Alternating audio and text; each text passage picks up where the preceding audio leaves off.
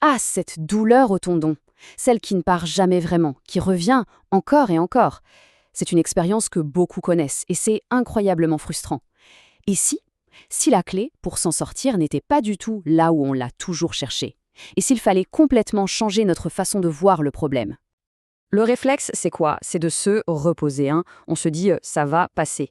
Mais bien souvent, non seulement ça ne passe pas, mais pire encore, la douleur revient en force dès qu'on reprend l'activité. Ça, c'est le signe que quelque chose nous échappe, que les vieilles méthodes ne suffisent plus. Alors la vraie question, c'est qu'est-ce qui se trame vraiment à l'intérieur de ce tendon? Bon, pour y voir plus clair, il faut commencer par faire un peu de ménage dans les vieilles idées. Pendant des décennies, on a expliqué les tendinopathies avec des concepts très, disons, simplistes. Et on sait aujourd'hui qu'ils étaient incomplets. Il est grand temps de passer à la vitesse supérieure. L'ancienne histoire, c'était simple, c'était du noir ou blanc. Soit le tendon était sain, soit il était abîmé. On parlait d'inflammation, de petites déchirures, un peu comme un interrupteur, allumé ou éteint. Sauf que la réalité, on le découvre, est bien plus subtile. On n'est pas face à un interrupteur, mais plutôt face à un curseur, un gradateur. Ce n'est pas un événement unique, c'est tout un processus, une réponse complexe de nos cellules. Et là, ça devient vraiment fascinant, surtout quand on parle d'inflammation. C'est un mot qu'on utilise un peu à toutes les sauces. Oui, on voit bien qu'il y a des messagers chimiques, des cytokines qui s'activent. On pourrait les voir comme des signaux d'alarme. Mais attention, alarme ne veut pas forcément dire incendie. Il ne s'agit pas toujours de l'inflammation classique destructrice. C'est plus subtil, c'est une conversation entre les cellules du tendon qui réagissent à une contrainte, à une charge. Parfois elles s'adaptent, et parfois, elles surréagissent. Et c'est justement là qu'un nouveau modèle change complètement la donne, le continuum de la tendinopathie. Ce n'est pas juste une théorie de plus, non, c'est une véritable feuille de route, un nouveau cadre pour comprendre ce qui se passe et surtout pour savoir comment agir. Et ça fait toute la différence. Alors, avant d'aller plus loin, il faut qu'on fasse connaissance avec le personnage principal de notre histoire, le ténocyte. Imaginez ces cellules comme les ouvriers spécialisés de notre tendon. Ce sont eux qui sont sur le chantier en permanence. Leur job, sentir la charge, la tension, et en fonction, soit ils entretiennent la structure, soit ils la remodèlent. Tout, absolument tout, commence par leur réaction. Et le voici, ce fameux continuum. C'est très visuel. Tout à gauche, on a le tendon sain, tout va bien. Puis, suite à une surcharge, un effort trop intense ou inhabituel, il peut basculer dans un état réactif. Là, c'est une alerte rouge. Les cellules s'emballent pour tenter de s'adapter. Si la contrainte continue, on risque de glisser encore plus loin, vers l'état de dégénérescence. Et là, la structure elle-même commence à se désorganiser. Mais le point le plus important à comprendre, c'est que ce n'est pas une route à sens unique. Rien n'est gravé dans le marbre. D'ailleurs, dans la vraie vie, ce qu'on observe le plus souvent, ce n'est pas un état bien défini, mais un mélange des deux. C'est un scénario très classique. On peut avoir un tendon avec des zones un peu usées, dégénératives, mais qui ne font absolument pas mal, elles sont silencieuses. Et puis, un jour, on force un peu trop dessus, et là, c'est la partie saine du tendon qui d'un coup devient réactive et très douloureuse. C'est exactement ça, un état réactif surdégénératif. Ce schéma l'explique très bien. Regardez, la zone en rouge, c'est la partie dégénérative. On peut dire qu'elle est devenue paresseuse. Elle ne fait plus son travail de transmission des forces. Le problème, c'est que la charge, elle, est toujours là. Du coup, elle se reporte entièrement sur la partie qui est encore saine, en vert. Et cette partie saine se retrouve complètement surchargée, à devoir faire le boulot pour deux. Forcément, elle crie à l'aide, et ça, c'est la douleur. Et ça nous amène à un point absolument crucial et qui peut paraître un peu étrange au premier abord.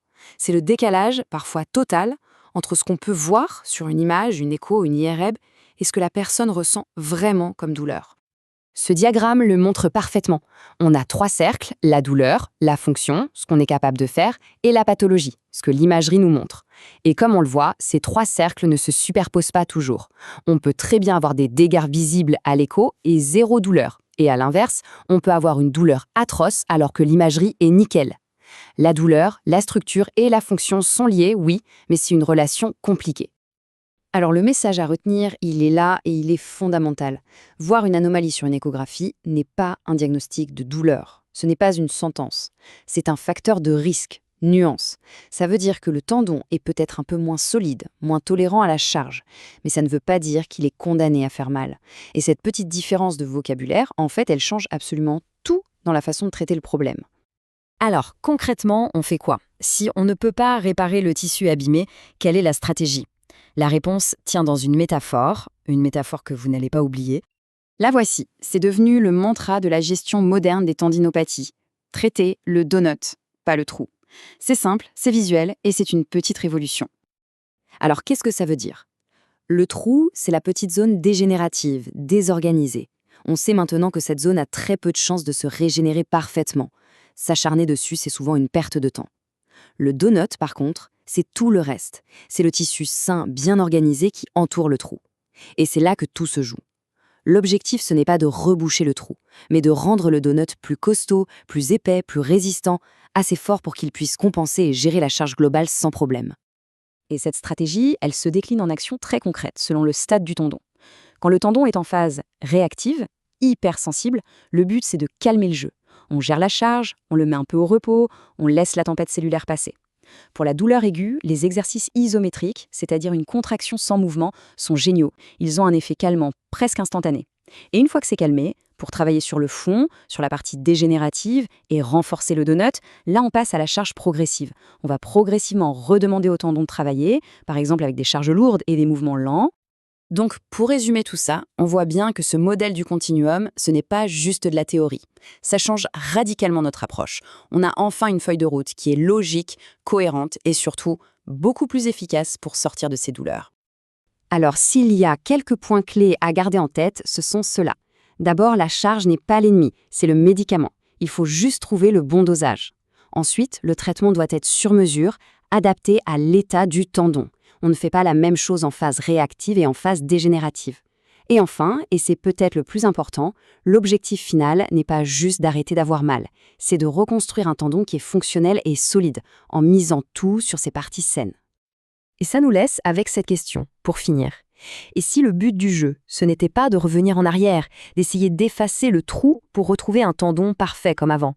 Et si au contraire, l'objectif était d'aller de l'avant, de profiter de cette occasion pour construire un donut tellement solide, un tendon tellement résilient qu'il est au final plus fort qu'il ne l'a jamais été? Pensez-y, ne pas juste réparer une faiblesse, mais carrément bâtir une nouvelle force.